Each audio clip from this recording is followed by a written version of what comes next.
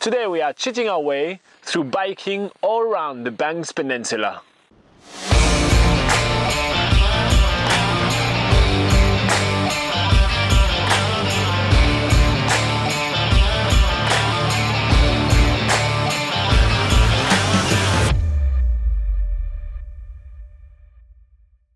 This morning we are waking up in the beautiful township of Akaroa once again, and we are joining the team from Bicyclette, which means bicycle in French, for a bike tour around the beautiful Banks Peninsula. Ensure that your helmet is on just in case something really scary happens.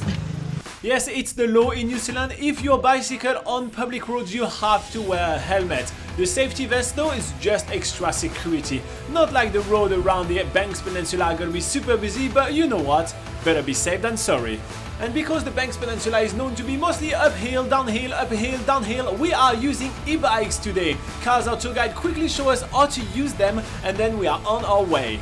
We get a short while to practice on these really funky e-bikes before making our way to the waterfront of Little Akaloa. We're only like 2 minutes into our bike ride and already we want to take pictures of this beautiful landscape. Little Akaloa is just one example of the beautiful hidden bays and inlets of the Banks Peninsula, and we're going to be seeing a lot more of that today. But up ahead we can see a very steep road going up alongside the hills of Little Akaloa, but that's no issue for us considering we have these really awesome e-bikes. Our bikes have 3 different power assistance modes, from power assistance, more assistance, to turbo boost, which really helps us get up this huge hill to the top, where there's a beautiful Anglican church situated overlooking the bay. The St. Luke's Church is the perfect example of the cohabitation of so many different cultures on the Banks Peninsula. The church from the outside looks like a normal church, but as soon as we get inside, we see heaps of stunning Maori carvings on every single wall and wooden piece in the entire church. The church was built in 1906 using stones from Mount Sumner, which is in the Canterbury region. This is basically around the place where we went to visit Edoras, if you guys remember. We are now back on the road of the beautiful Banks Peninsula. Our tour is a one-way tour, meaning that we are basically going to be riding all around the Banks Peninsula and finishing in a completely different spot of where we started. Then from there we're going to be picked up by the team, load up the bike on the car and make our way back to our accommodation tonight. This tour is an awesome way to make the most of a sunny day on the Banks Peninsula. The bikes are making the whole experience super easy, so we're never out of breath and always have plenty of time to chat with our guide and get the most of her knowledge. It's impressive how much she knows about the Banks Peninsula and how many fun facts she has for us. From the top of these hills, we can see rolling green farmland and vibrant blue waters as far as the eye can see.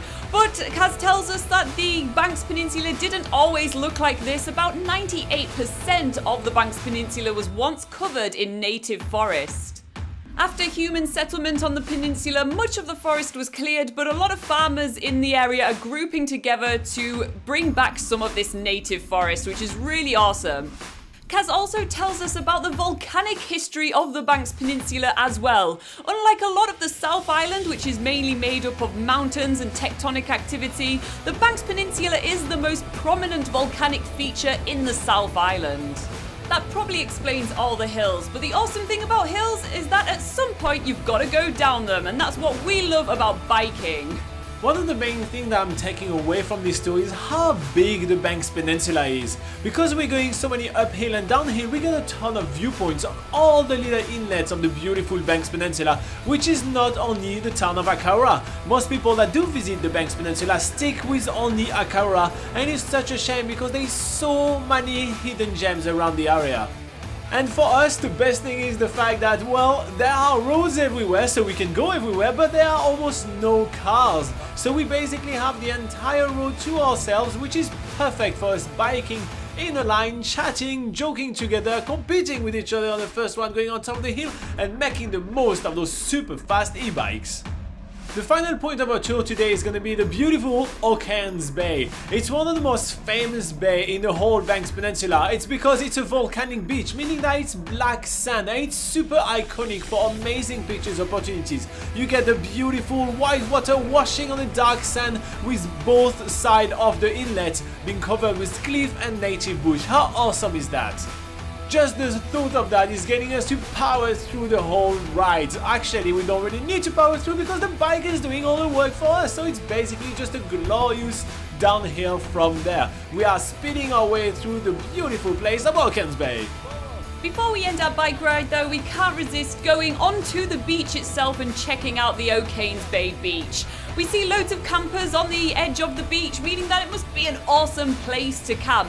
There's also a huge Maori presence here as well, as there's a Maori carved museum, and we're going to be checking out more of Okains Bay in a couple of days' time when it hosts the Waitangi Day celebrations.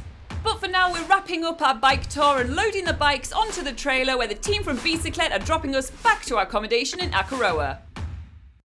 Can you hear me, Laura? Yes, you're recording. Can you hear the song of my people?